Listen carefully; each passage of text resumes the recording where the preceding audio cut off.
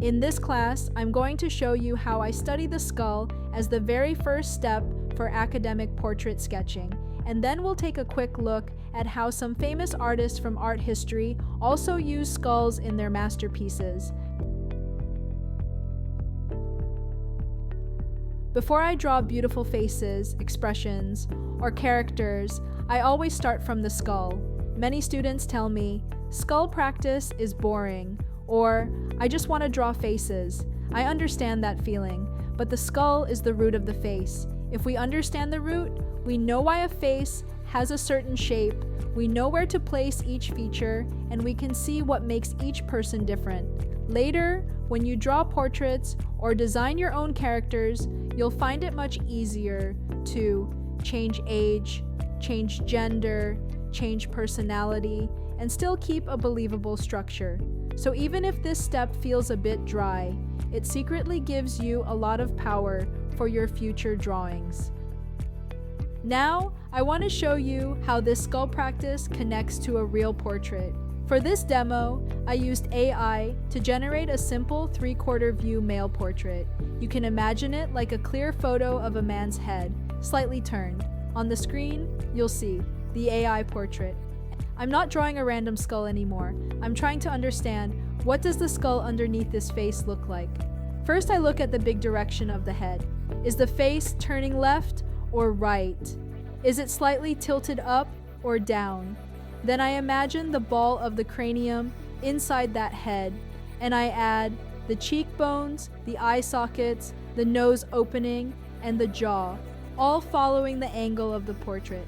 You can think of this like having X-ray vision. I'm looking at the portrait, but my brain is quietly drawing the skull inside.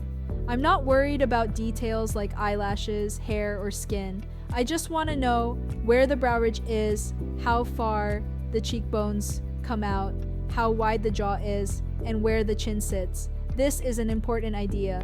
In the future, you don't need to draw a skull every time you draw a face. We might spend only 1 or 2 classes doing this kind of exercise. After that, the goal is that the idea of the skull lives in your brain. When you look at someone in real life or at a photo, you won't actually see their skull, but you'll start to feel it. You'll sense the roundness of the head, the angle of the jaw, the height of the cheekbones, even if you never draw the bones on the paper. That's how many artists work. They observe people, remember their face shape, and later in their sketchbook, they draw a portrait from that memory. They are using their understanding of structure, even if they don't write the word skull anywhere.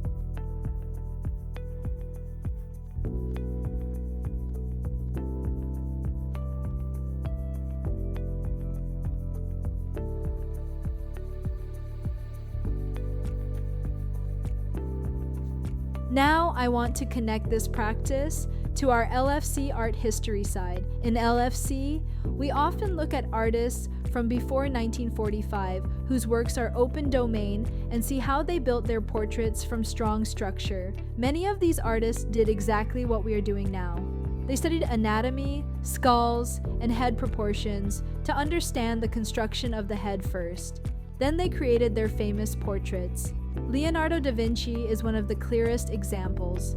Around the late 1400s and early 1500s, he dissected real skulls and drew them from different angles, sometimes sliced in half to see the inside.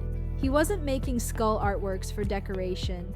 He was researching how the cranium is shaped, how the jaw fits, how the cavities for the eyes, nose, and teeth are arranged. All of this helped him understand the geometry of the head, and that knowledge quietly supports his portraits and head studies.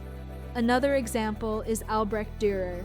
In his 4 books on human proportion, he created systems for building heads and bodies with clear proportional relationships. He drew diagrams of heads in profile and front view, using geometry to explain where the eyes sit, how wide the jaw is, how the forehead and nose relate. Again, this is about structure first, portrait later. Much later, in the 19th century, artists in the academic tradition used plaster skulls and cast heads as standard school exercises. The famous Charles Bargue drawing course, used in European academies, starts with plates of casts and heads to train students to simplify forms and see proportion before they draw from life. So when you are practicing skulls and basic head forms now, you are doing the same type of serious study that many great artists and students did in history.